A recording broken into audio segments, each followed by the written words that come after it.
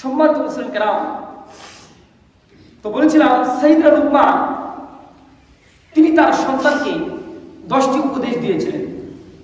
আল্লাহ রাব্বুল আলামিনের কাছে এই 10টি উপদেশ এত পছন্দনীয় হয়েছিল, এত গ্রহণযোগ্য হয়েছিল, যার কারণে রব্বুল আলামিন কোরআন কারীমের মতো একটি পবিত্র গ্রন্থ, যে পবিত্র কিতাবের মধ্যে আল্লাহ তাআলা উল্লেখ করে দিয়েছেন যাতে পৃথিবীর সমস্ত পিতামাতা যেন তার সন্তানকে সুন্দরভাবে এই 10টি বিষয়ে শিক্ষাদান করতে পারে। সুবহানাল্লাহ। আসুন তাহলে আমরা কোরআন থেকে শুনি সাইয়েদনা লুকমান তার সন্তানকে কি উপদেশ দিয়েছেন। আল্লাহ রাব্বুল আলামিন সূরাতুল লুকমানের মধ্যে বলেন, وَإِذْ قَالَ لُقْمَانُ لِابْنِهِ وَهُوَ يَعِظُهُ يَا بُنَيَّ لَا تُشْرِكْ بِاللَّهِ إِنَّ الشِّرْكَ لَظُلْمٌ عَظِيمٌ। আল্লাহ রাব্বুল আলামিন সূরাতুল লুকমানের মধ্যে বলেন, স্মরণ করো ওই সময়ের কথা যখন লুকমান হাকিম তার সন্তানকে বলেছিল, ইয়া বুনাইয়া, হে আমার সন্তান। কি বলেছে? ইয়া বুনাইয়া, হে আমার সন্তান, হে আমার বৎস। আরবিতে সন্তানের আরেকটা আরবি হলো ওয়ালাদ। ওয়ালাদুল অর্থ ছেলে, ওয়ালাদুল অর্থ কি? ছেলে। কিন্তু সাইয়েদনা লুকমান এখানে ইয়া বুনাইয়া অর্থাৎ হে আমার কলিজার টুকরা সন্তান, বৎস। এখান থেকে আমরা শিক্ষা পাই, আপনি যখন আপনার পরিবারের মধ্যে সন্তানকে উপদেশ দিবেন তখন সুন্দর নমনীয় ভাষায় তাকে উপদেশ দিতে হবে। উপদেশ দেওয়ার ক্ষেত্রে কি করতে হবে? সুন্দরভাবে নমনীয় ভাষায় তাকে কি করতে হবে? প্রথমে উপদেশ দিতে হবে। এই জন্য সাইয়েদনা লুকমান কেমন প্রজ্ঞাশীল ব্যক্তি ছিলেন দেখেন, সন্তানকে এত সুন্দরভাবে উপদেশ দিচ্ছি, ইয়া বুনাইয়া, হে আমার বৎস, হে আমার কলিজার টুকরা সন্তান, তুমি একটু মনোযোগ দাও, আমি তোমাকে এখন একটি গুরুত্বপূর্ণ কথা বলবো। সাইয়েদনা লুকমান বললেন, লা তুশরিক বিল্লাহ, হে আমার সন্তান, তুমি কখনো আল্লাহর সাথে শরীক করবে না। ইন্না শিরকা লাযুলমুন আযীম, কারণ শিরিক হলো বিরাট বড় ধরনের জুলুম। শিরিক করবে না। শিরিক কি? শিরিক শব্দের শাব্দিক অর্থ হলো সংমিশ্রণ করা, মিলানো। এক কথায় সংক্ষিপ্ত আকারে বোঝায়, আপনি আপনার সন্তানকে লালন পালন করেন, তার খাবার খরচ, তার পড়াশোনার খরচ, যাবতীয় যা কিছু আছে সব কিছু করেন। এখন আপনার সন্তানকে আপনি মেলায় গেলেন, একটি মেলায় যাওয়ার পরে আপনার সন্তান সকলের সামনে আপনাকে পিতা বলে না ডেকে আরেকজনকে বাবা বলে ডাকে, আপনার কাছে কষ্ট লাগবে কি লাগবে না? লাগবে। যে আল্লাহ আপনাকে খাওয়ায়, আপনাকে সন্তান দান করে, আপনাকে লালন পালন করে, আপনাকে সুস্থ রাখে, সেই আল্লাহ ইবাদত না করে যদি কেউ আর কারো ইবাদত করে, গায়রুল্লাহর ইবাদত করে, এটা হবে আল্লাহর সাথে শিরক। আওয়াজ দিয়ে বলেন নাউযুবিল্লাহ। এটা মারাত্মক ধরনের পাপ। যে স্ত্রী আপনার সাথে থাকবে, যাকে আপনি হারামভাবে বিবাহ করেছেন, যে আপনার জন্য বৈধ, আপনার স্ত্রী যদি আপনার কাছে একটা আবদার করে, স্বামী আপনার সাথে তো অনেকদিন সংসার করেছি, এখন যদি আপনি আমাকে একটু অনুমতি দেন, আমি আমার পাড়া প্রতিবেশী ওই পাড়ার একটা ছেলে আছে, সুদর্শন পুরুষ, সুন্দর যুবক, আমি একটি রাত তার সাথে থাকতে চাই। কোন বিবেকবান পুরুষ, কোন বিবেকবান স্বামী এটাকে মেনে নেবে না? মেনে নিবে? বরঞ্চ তার স্ত্রীর প্রতি রাগান্বিত হবে এবং স্ত্রীকে সে বাদ দিয়ে দেওয়ার জন্য উপক্রম হবে। এটা সে কখনো মেনে নিতে পারবে না। কিন্তু মানুষ এত নেমো খারাপ, যে আল্লাহ খাওয়ায়, যে আল্লাহ পড়ায়, ওই আল্লাহর ইবাদত বাদ দিয়ে মাজারে গিয়ে সিজদা করে, মাজারে যে শুয়ে থাকে তাকে বাবা বলে ডাকে। ডাকে কি ডাকে না? শিরিক অনেক বড় ধরনের পাপ। শিরিক সাধারণত দুই প্রকার। কয় প্রকার? আজকের আলোচনাটা খুব গুরুত্বপূর্ণ, ভেরি ভেরি মোস্ট ইম্পর্টেন্ট, খুব ভালোভাবে শুনবেন। শিরিক সাধারণত দুই প্রকার। কয় প্রকার? দুই প্রকার। একটা হলো শিরকুল আকবার আর শিরকুল আকবার আর শিরকুল আসগর। শিরকে আকবার মানে বড় ধরনের শিরিক। শিরকে আকবার মানে কি? বড় ধরনের শিরক। বড় ধরনের শিরিক। আরেকটা হলো শিরকে আসগর, ছোট ধরনের শিরিক। শিরকে আকবার যেটা বড় ধরনের শিরিক যেটা, এটা আবার তিন প্রকার। কয় প্রকার? তিন প্রকার। একটা হলো শিরকুল ইতিকাদ, বিশ্বাসগত শিরিক। আরেকটা হলো শিরকুল আকওয়াল, কথার শিরিক। আরেকটা হলো শিরকুল আফআল, কর্মগত শিরিক। তাহলে বড় ধরনের শিরিক এটা আবার তিন প্রকার। কয় প্রকার? তিন প্রকার। একটা হলো বিশ্বাসগত শিরিক, একটা কি? বিশ্বাসগত শিরিক।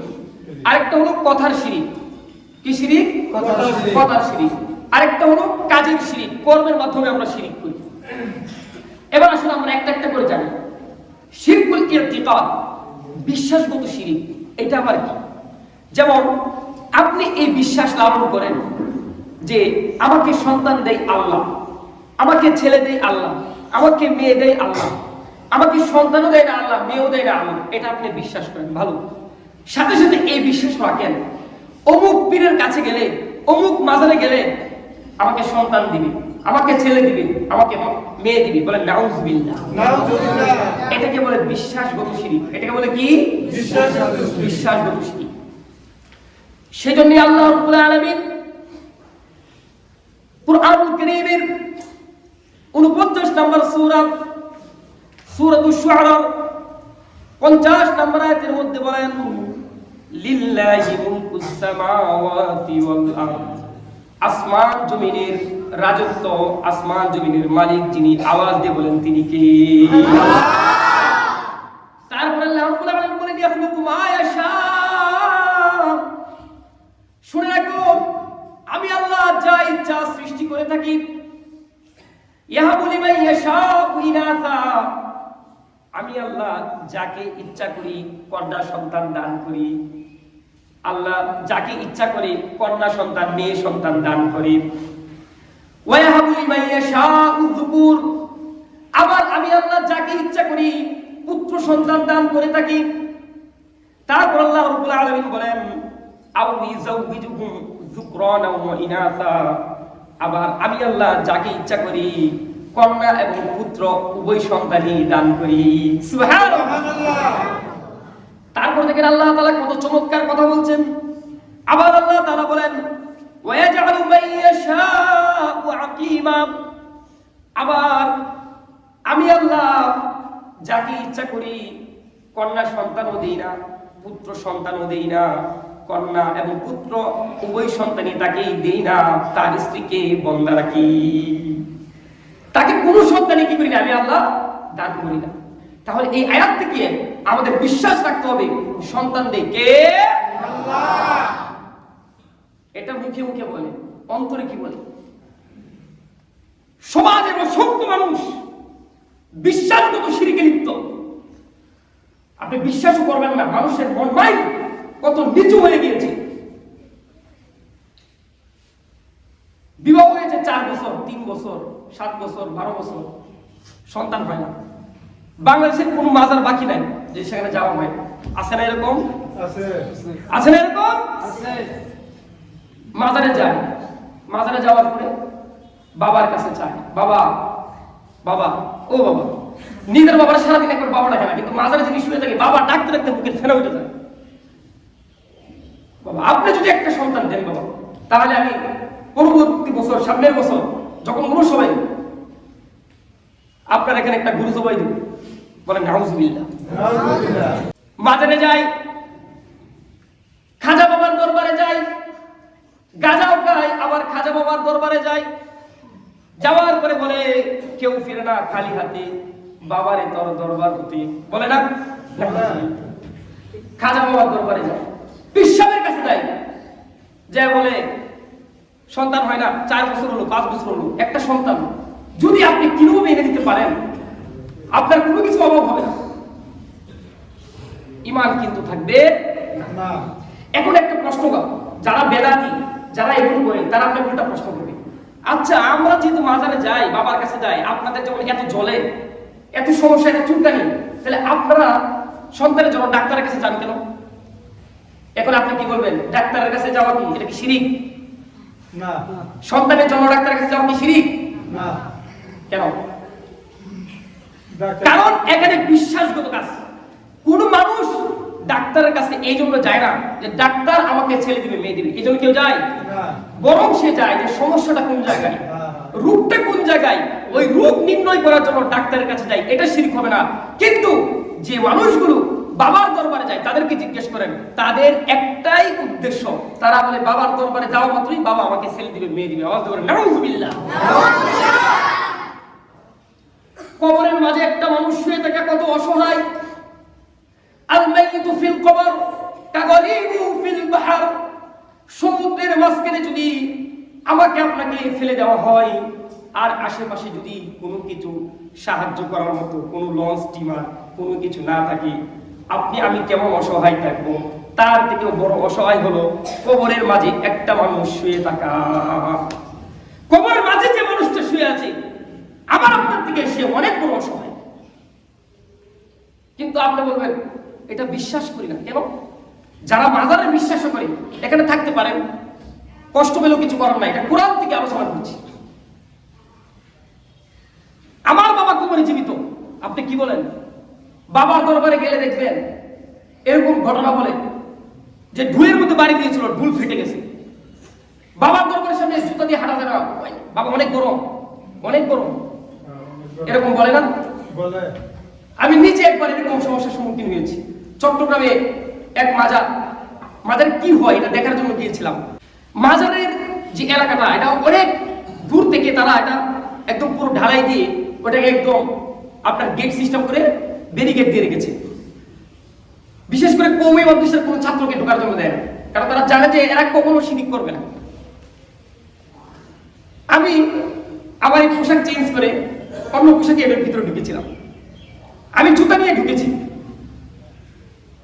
যাওয়ার পরে আমাকে 4-5 জন ঘেরাও করলো, বললো আপনার কত বড় সাহস, আপনি এত বড় সাহস হয় কিভাবে? আমি বললাম ভাই আমি আবার কি করবো? যা আপনি আমাদের বাবার দরবারে এসেছেন, অথচ আপনার পায়ের মধ্যে কোনো জুতা। আমি বললাম কেন? মাজার তো আর অনেক দূরে, জুতা থাকলে সমস্যা কি? আরে আপনি জানেন না অনেক গরম বাবা, আপনি কিন্তু এখান থেকে জীবিত ফিরতে পারবেন না। আমি তাই নাকি? বলে হ্যাঁ। আমি বলছি আচ্ছা শুনেন, আপনার বাবা যিনি মাজারে শুয়ে আছে, উনি কি কোনো কিছু সৃষ্টি করতে পারে নাকি উনি নিজেই একটা সৃষ্ট? বলে না, উনাকে তো আল্লাহ তাআলা সৃষ্টি করেছে। আচ্ছা যে সৃষ্টি করে তার দাম বেশি নাকি যাকে সৃষ্টি করা হয়েছে তার দাম বেশি? বলে যিনি সৃষ্টি করেছে তিনি তার দাম বেশি। তাহলে আল্লাহ তাআলা আপনার বাবাকে সৃষ্টি করেছেন, যিনি কবরের মধ্যে শোয়া আছে। তাহলে ওই আল্লাহর ঘর যখন মসজিদে যান, কয় মাইল থেকে জুতা হাতে নিয়ে বগলের নিচে রেখে জুতা হাতে নিয়ে মসজিদে যান? কতদিন আল্লাহর সম্মানার্থে, আল্লাহকে সৃষ্টি করেছে আল্লাহর সম্মানার্থে মসজিদ থেকে পিছন দিক থেকে ফিরে ফিরে বের হন?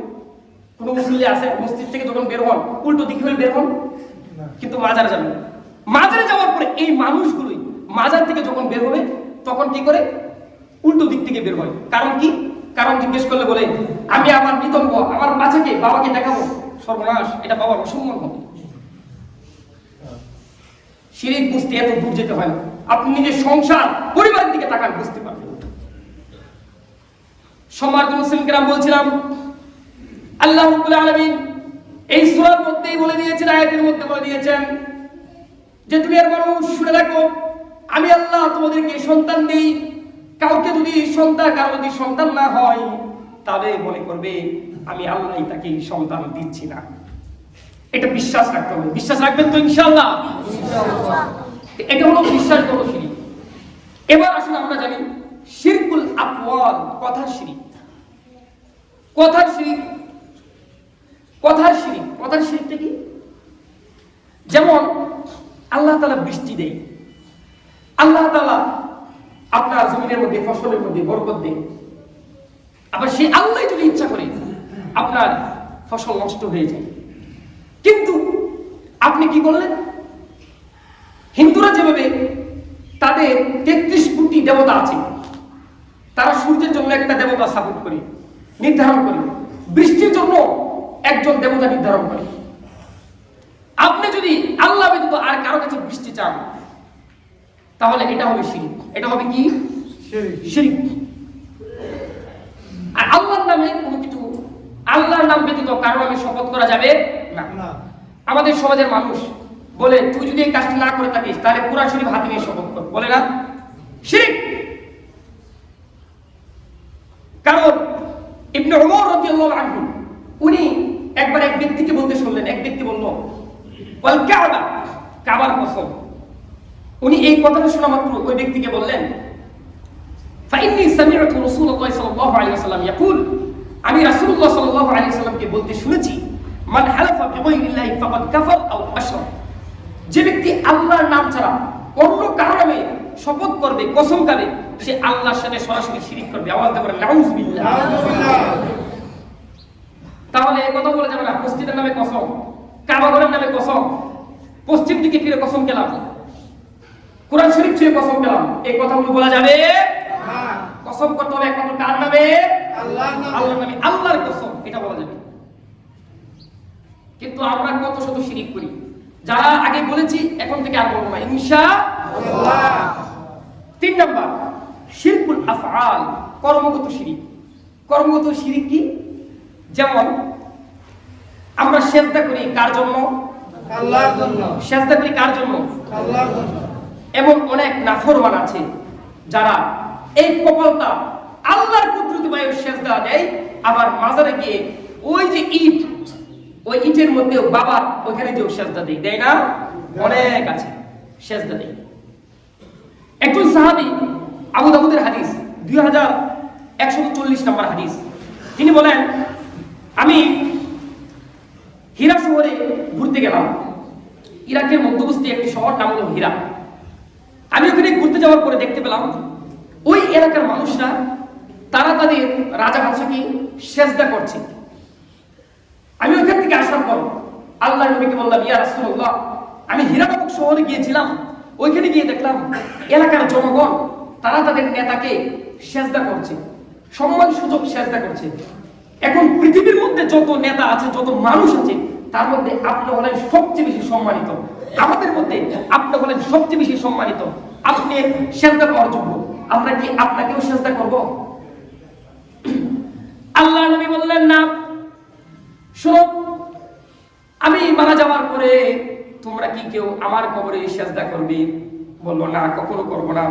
এরপরে আল্লাহর নবী বলল, শোনো, যদি আল্লাহ ব্যতীত আর কাউকে সিজদা করার অনুমতি থাকতো, তাহলে আমি পৃথিবীর মধ্যে যত স্বামী আছে, যত স্ত্রী আছে, সমস্ত স্ত্রীদেরকে বলতাম তারা যেন তাদের স্বামীকে সিজদা করে।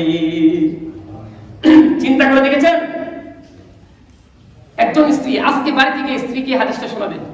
নবীজি বলেছেন যে আল্লাহর পরে যদি আর কেউ সিজদা পাওয়া, সম্মান পাওয়া অধিক হকদার হয়ে থাকে, তাহলে আমি নবী সর্বপ্রথম পৃথিবীর যত স্ত্রী আছে তাদেরকে বলতাম যে তোমরা তোমাদের স্বামীর পায়ে সিজদা করো।